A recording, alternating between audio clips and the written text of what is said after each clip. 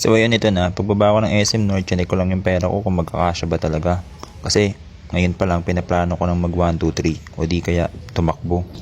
So nag-aabang lang tayo mapuno ng pasahero itong UV kasi dito aalis kapag hindi pa napupuno eh. Binayaran ko na yung 2 upuan kasi ang dami kong dala. Tapos bumaba na rin ako dito sa may sa may daily grind kasi nilagpas ako ni Tapos maya dumating na rin yung tropa para sunduin ako. Grabe, sobrang init na ito, trick na trick yung araw. Matraffic. Syempre, hindi ka pwede may paggitgitan. Nasa bike lane ako eh. At eto na nga, nakarating na kami sa wakas. So chine-check lang namin yan, yung mga naglalaro. Diyan kami pupwesto mamaya.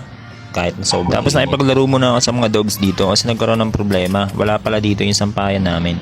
Kaya kumuha muna kami sa kapitbahay. Chinek muna namin na siguradong walang bantay. Kunwari tumitingin-tingin kami sa labas para kunwari hindi kami kumukuha ng kahit na anong gamit. Maya bumaba na rin kami kasi nakadiskarte na ng sampayan. Next target naman is paano naman kami pupesto doon ng maayos. So ganito nga diskarte namin kapag magtatayo kami ng panibagong branch. Yung branch namin na to nasa Bagbagin. Tapos ayun, maya dumating na rin yung isa naming tropa. Pinaka-supportive na tropa sa Intergalactic Worldwide. At eto na nga, pumwesto na kami. Ayan na yung mga damit namin. Pinipicture ng tropa para may dumayo daw dito. Yan yung pricing namin. Marami kaming paninda, scrunchies, bracelet, sticker. Inaabot na rin kami ng gabi dito. Pero marami pa rin tumitingin. At ayun, namidlip lang kami saglit. Tapos kinabukasan, naglatag ulit kami dito. So ito nga pala yung mga paggawaan ng bakal dito. Halos lahat ng paggawaan nandito sa lugar na to. Pati mga bata at kung ano-ano pa. At tamang upo lang kami dito sa Gedli habang nag-aantay ng mga tumitingin. At napapusta pa nga kami sa shooting oh. Malay mo manalo tayo no. Pero hindi naman kami nagsusugal.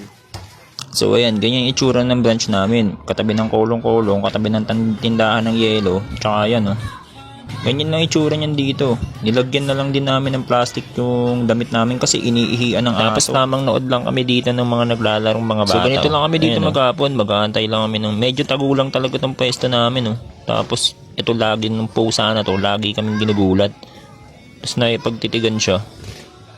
Siguro nakita niya na ako sa ibang mundo kaya ganyan. Tapos pumudrip na kami ng pininyahang corn beef oh. Napakadami at napakasarap habang nanonood ng basketball oh.